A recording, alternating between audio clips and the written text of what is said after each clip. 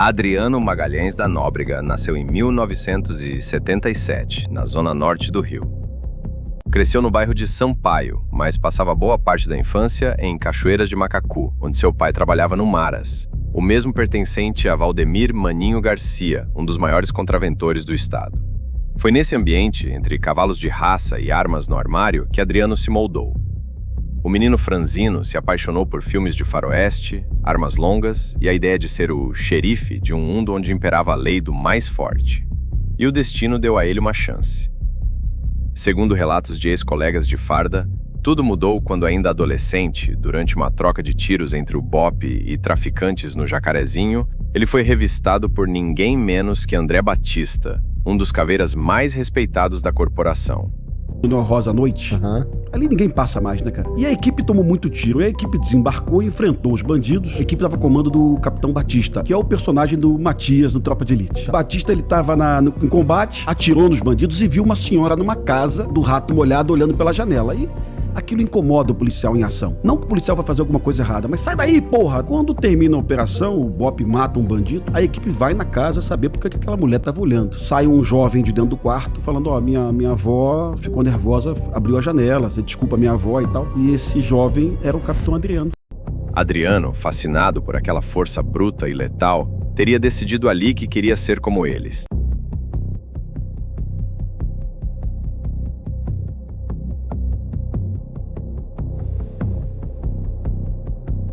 Ele entrou para a Polícia Militar ainda jovem e logo se destacou entre os colegas.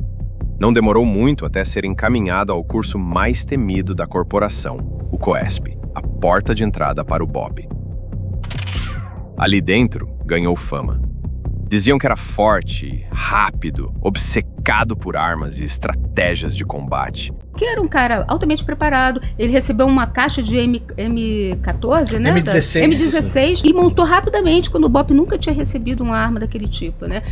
De acordo com relatos de ex-colegas e reportagens investigativas, Adriano não costumava respeitar a hierarquia. Preferia agir por conta própria. Saía à paisana durante a madrugada, invadia favelas armado e dizia estar caçando criminosos. Esse comportamento passou a incomodar até mesmo os próprios caveiras. Né? Ele pegava o carro dele, não respeitava a ordem, ia pra cima, colocava a vida em risco dele, né? Exato. Operação clandestina, umas coisas que nem no BOPE se tolera. Né? Se tolera. Um cara altamente preparado que, se tivesse seguido as regras, estaria vivo até hoje e talvez tivesse até se tornado o comandante do BOPE, né? Porque era em 2003, após denúncias de abusos e atuação fora dos protocolos, Adriano foi afastado do BOPE e transferido para o batalhão de Olaria.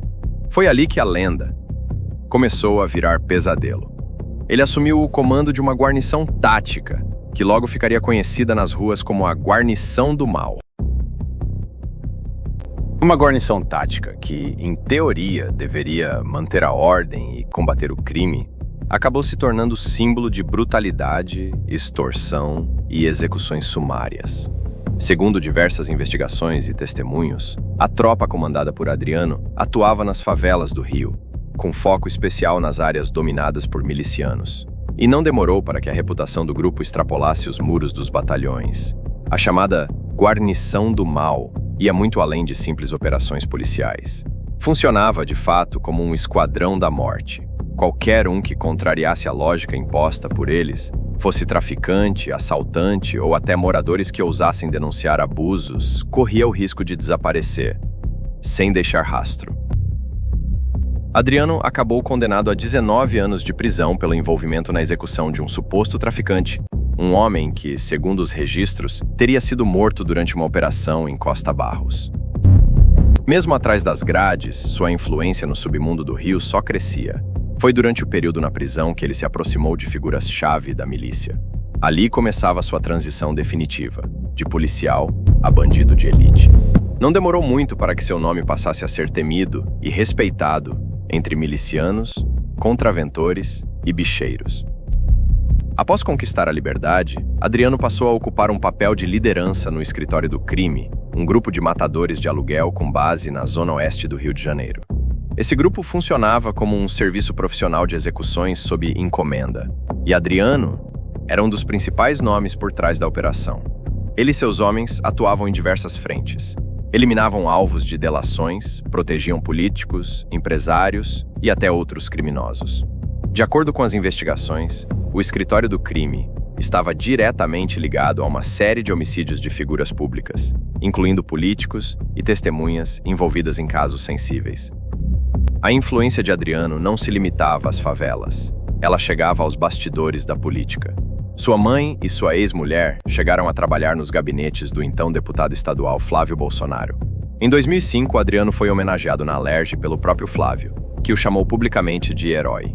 Anos depois, essas ligações colocariam seu nome no centro de um verdadeiro furacão político.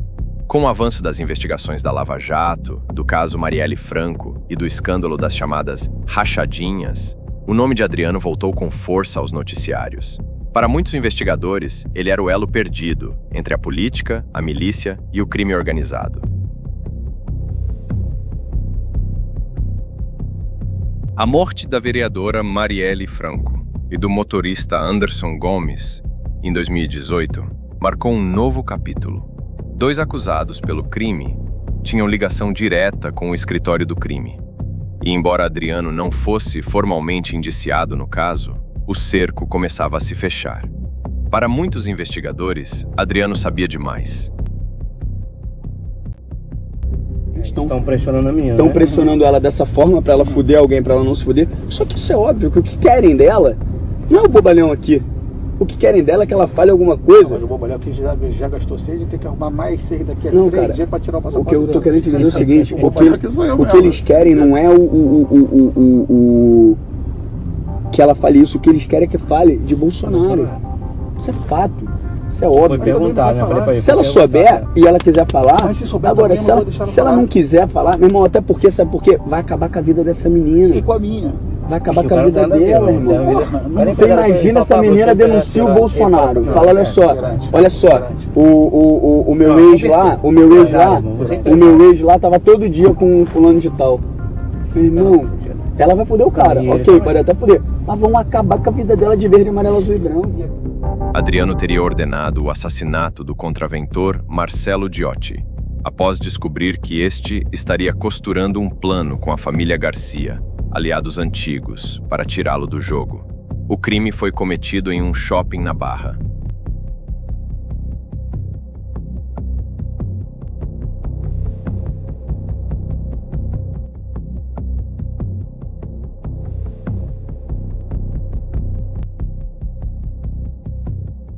E mais, descobriu-se que Adriano já havia tentado matá-lo antes, com um rifle de precisão, mas recuou ao ver que o miliciano Eco, Wellington da Silva Braga, estava na festa.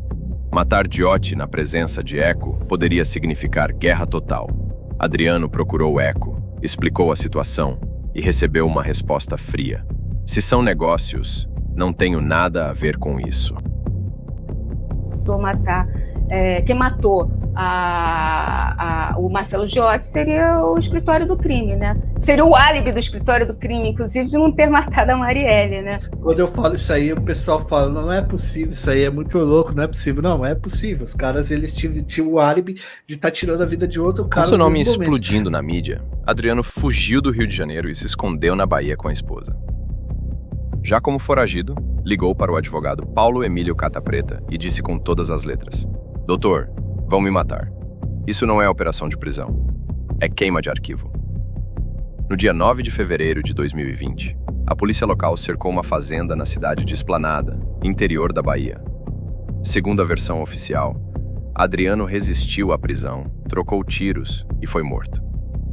Mas testemunhas, familiares e especialistas sustentam uma versão diferente. Adriano teria sido executado sem chance de defesa.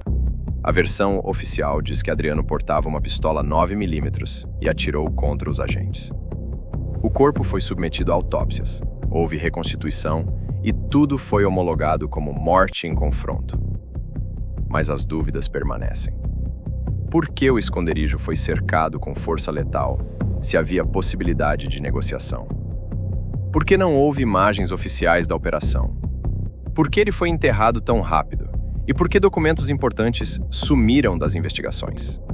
Adriano da Nóbrega foi enterrado no cemitério memorial do Rio, em Cordovil, coincidentemente próximo ao túmulo de Elias Maluco, outro nome temido no submundo do crime.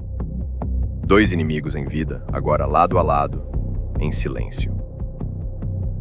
Alguns dizem que, se Adriano estivesse vivo, não haveria cadeia suficiente para tantos nomes que cairiam com uma possível delação premiada.